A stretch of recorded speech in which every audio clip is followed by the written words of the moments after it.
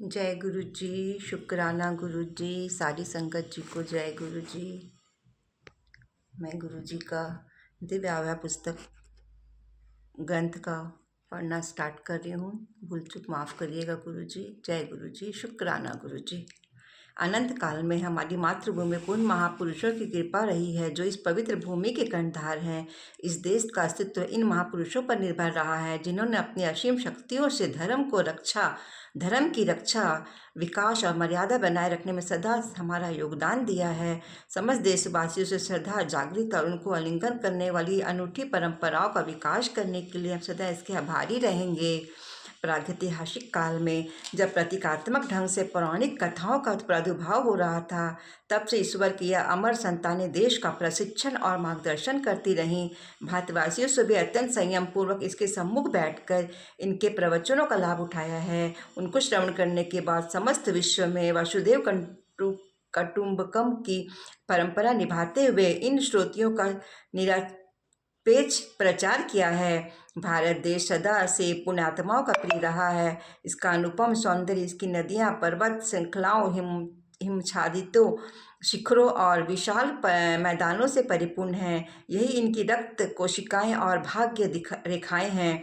देवी देवताओं ने भी आवश्यकता अनुसार इसी पृथ्वी पर अवतरित होकर मानव के आह्वान का उत्तर दिया है। हमारे युग में गुरु जी उसी परमात्मा का लौकिक रूप थे। वह एक महापुरुष थे।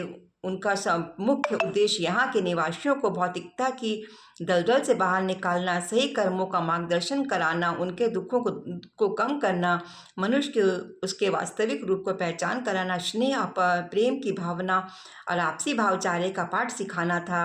वह अनुकूल वातावरण बनाकर मानव धर्म की पुनर्स्थापना करने के लिए आए थे।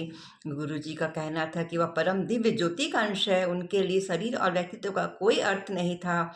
इस स्थूल शरीर की आवश्यकता मात्र भौतिक अस्तित्व के लिए वह तो खिले हुए पुष्प समान थे, और सब भक्त उनके दिव्य मधु प्राप्त करने के लिए मधुमक्खियां सदृश भिनभिनाते रहते थे। उनकी और प्रकार आकर्षित होकर सब उनमें लीन हो जाते थे। उन्होंने सबको उसी प्रेम, त्याग और ज्ञान का पाठ दिया जो इस भारत की आधारशिलाएं हैं। गुरु जी जैसे महापुरुष के लिए शब्द सदा अपर्याप्त रहेंगे, क्योंकि शब्दों से अनंत का वर्णन करना असंभव है। मार्ग की दिशा में अवगत कराने वाले चिन्ह स्वयं मार्ग न होकर केवल पार्थिव का मार्गदर्शन करते हैं। उनका प्रयोग तो उन उपकरणों के समान है जिसका उपयोग कर इन्हें त्याग दिया जाता है।